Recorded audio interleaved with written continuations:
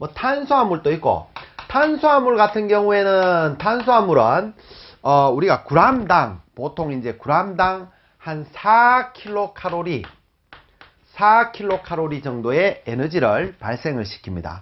그리고 또 지방 같은 경우에는 지방은 한 9kcal 알죠? 9kcal 정도.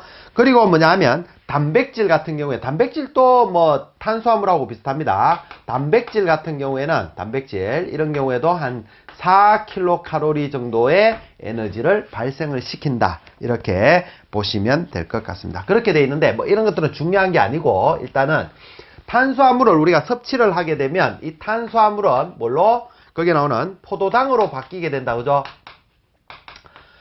포도당으로 바뀌게 되고 이 포도당은 이제 거기에 보면 혈당으로 바뀌게 돼요. 혈당. 그죠? 혈당으로 바뀌어서 이 혈당은 다시 당원이 된다. 그죠? 당원.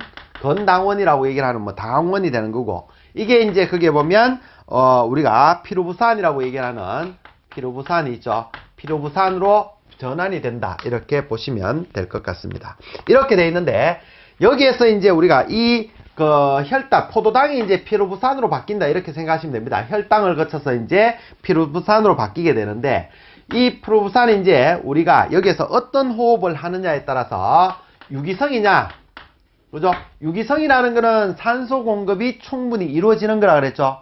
산소 공급이 충분히 이루어지는 거고, 그리고 산소 공급이 충분히 이루어지지 않는 무기성이 있습니다.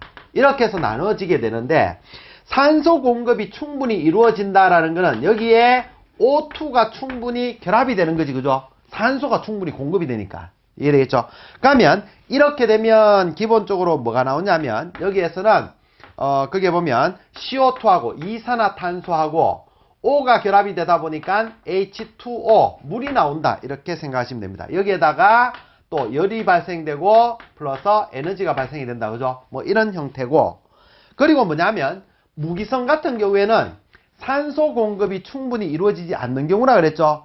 이거는 어떻게 보면 산소 공급이 충분히 이루어지지 않는 우리가 굉장히 어떤 격한 운동을 한다든지 이렇게 했을 때에는 산소 공급이 충분히 이루어지지 않겠지, 그죠? 그럴 적에는 뭐냐면 여기에서는 우리가 젖산이 발생이 됩니다. 젖산이 발생이 되고 이게 이제 축적이 되면 피로가 누적이 되는 거죠. 젖산이 발생이 되고 그리고 열이 발생되고 에너지가 발생이 됩니다. 이걸 갖다 우리가 여기에서 산소 공급이 충분히 되다 보니까 산소에서 어떻게 수소를 빨아들여요.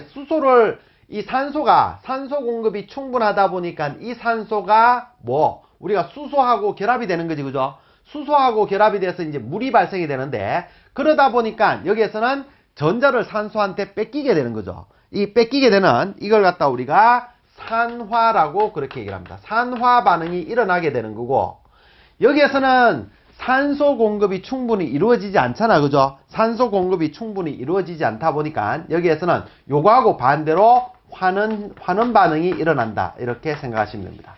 기본적으로 뭐냐면 유기성 같은 경우에는 산소 공급이 충분히 되는 거죠. 산소 공급이 충분히 되다 보니까 산소의 전자를 뺏기게 되는 거예요. 이걸 갖다 우리가 산화 반응이라고 그렇게 일하고 산소가 이제 수소하고 결합하면서 물이 발생이 된다. 이렇게 보시면 됩니다. CO2하고 이제 물이 발생이 되고 그리고 무기성 같은 경우에는 산소 공급이 충분히 되지 않다 보니까 여기에서는 젖산이 발생이 된다. 젖산. 그리고 이걸 갖다 우리가 환원 반응이라고 이야기를 한다.